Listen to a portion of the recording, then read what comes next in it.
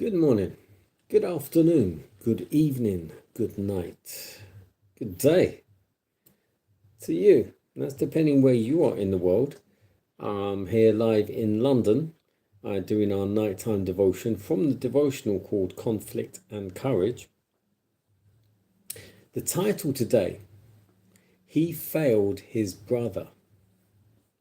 And we're looking at the book of Exodus, chapter 32, verse 21. And Moses said unto Aaron, What did this people unto thee, that thou hast brought so great a sin upon them?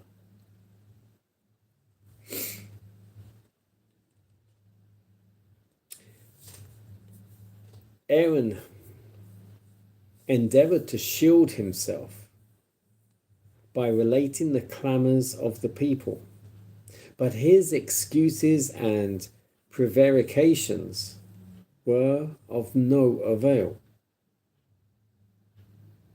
The fact that Aaron had been blessed and honored so far above the people was what made his sin so heinous. It was Aaron, the saint of the Lord, from Psalm 106, that had made the idol and announced the feast. It was he who had been appointed a spokesperson for Moses, and concerning whom God himself had testified, I know that he can speak well. Exodus 4 verse 14. That had failed to check the idolaters in their heaven-daring purpose.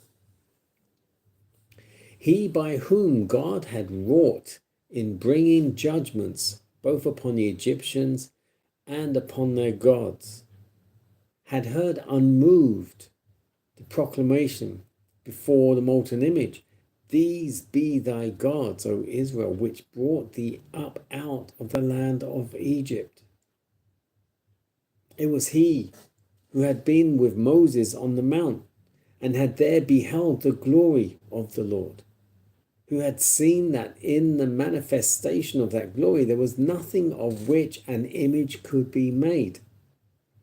It was he who had changed that glory into the similitude of an ox.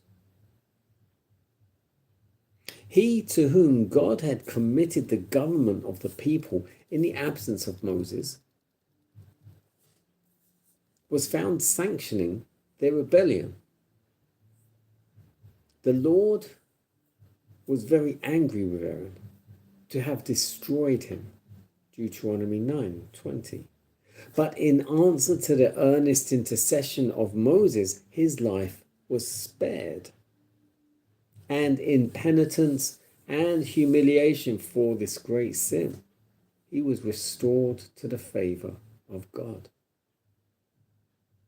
If Aaron had had courage to stand for the right, irrespective of the consequences, he could have prevented that apostasy. If he had unswervingly maintained his own allegiance to God, if he had cited the people to the perils of Sinai and had reminded them of their solemn covenant with God to obey his law, the evil would have been checked. But his compliance with the desires of the people and the calm assurance with which he proceeded to carry out their plans emboldened them to go to the greater lengths in sin than had before entered their minds. Of all the sins that God will punish, none are more grievous in his sight than those that encourage others to do evil.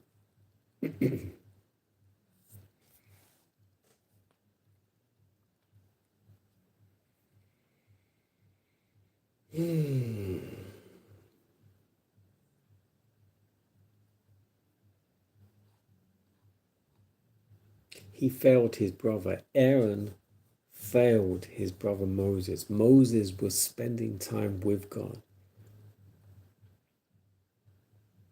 Aaron was left in charge.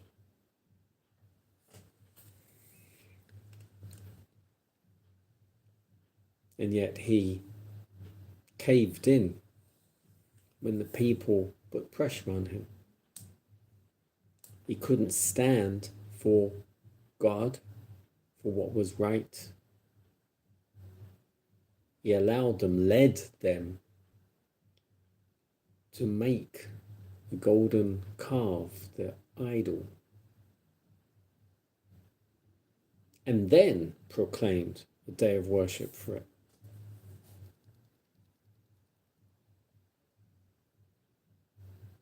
He led, well, they were sinning already, but he led them further into sin.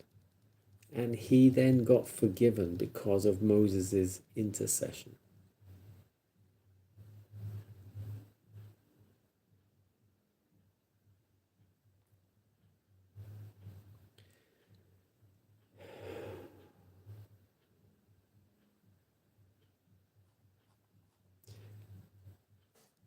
Where do we stand? Where do you stand? I know where I stand. I've still got work to do.